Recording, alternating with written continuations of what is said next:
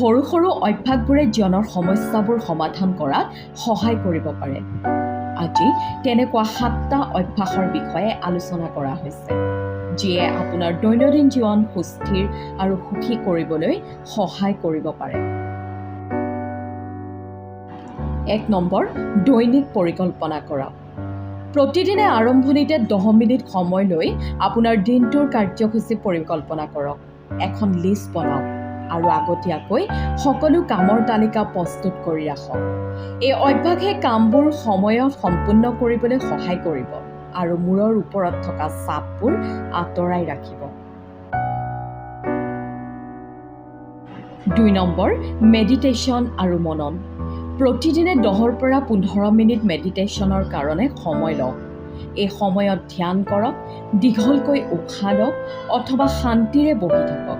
এই অভ্যাসে মানসিক শান্তি আনে। তেতিয়া যিকোনো সমস্যাৰ সমাধান কৰিবলৈ আপুনি সুবিধা পাব।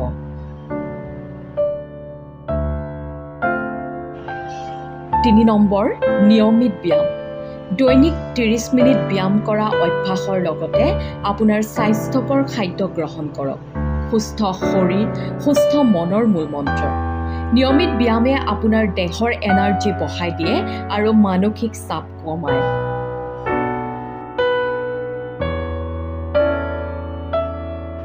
4 নম্বৰ, কিতাপ পাঠ কৰক। পঢ়া অভ্যাস গঢ়ি তোলক। দৈনিক কমেও 20ৰ পৰা 30 মিনিট পাঠ কৰক। জ্ঞান বৃদ্ধি কৰাটো যিকোনো সমস্যাৰ সমাধানত সহায় কৰে।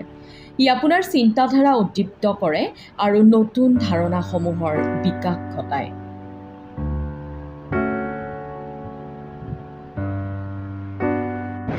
5 নম্বৰ, যথেষ্ট পৰিমাণে টোপনি যাওক। প্ৰতিদিনে 7ৰ পৰা 8 ঘণ্টাকৈ টোপনি যোৱা অভ্যাস গঢ়ি তোলক। পৰ্যাপ্ত টোপনিৰ দ্বাৰা আপুনি দিনত সক্ৰিয় আৰু সতেজ অনুভৱ কৰিব। এটা সুস্থ দেহ আৰু মনৰ বাবে পৰ্যাপ্ত টোপনি অত্যন্ত প্ৰয়োজনীয়।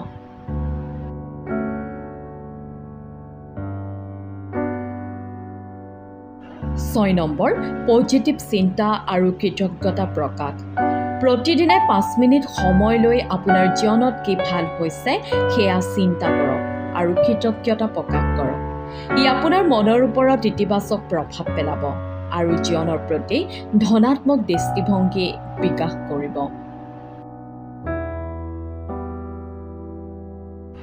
7 নম্বৰ, সময় ব্যৱস্থাপনা আৰু প্ৰাধান্য নিৰ্ধাৰণ। আপোনাৰ কামবোৰৰ গুৰুত্ব আৰু প্ৰাৰম্ভিকতা নিৰ্ধাৰণ কৰক। সময়ৰ সঠিক ব্যৱহাৰে জীৱনৰ সমস্যাবোৰ সমাধান কৰিবলৈ সহায় কৰিব। কেৱল গুৰুত্বপূৰ্ণ কামবোৰ নিৰ্ধাৰণ কৰক আৰু প্ৰয়োজনীয়তা অনুসৰি সময়ৰ সঠিক ব্যৱহাৰ কৰক। এই 7টা অভ্যাসে আপোনাৰ জীৱনলৈ শৃংখলা আৰু শান্তি আনি দিয়াৰ লগতে সকলো সমস্যা সমাধান কৰিবলৈ সহায় কৰিব। এইবোৰ অভ্যাস গঢ়ি তুলিলে আপুনি পৰিৱৰ্তিত জীৱন উপভোগ কৰিব পাৰিব।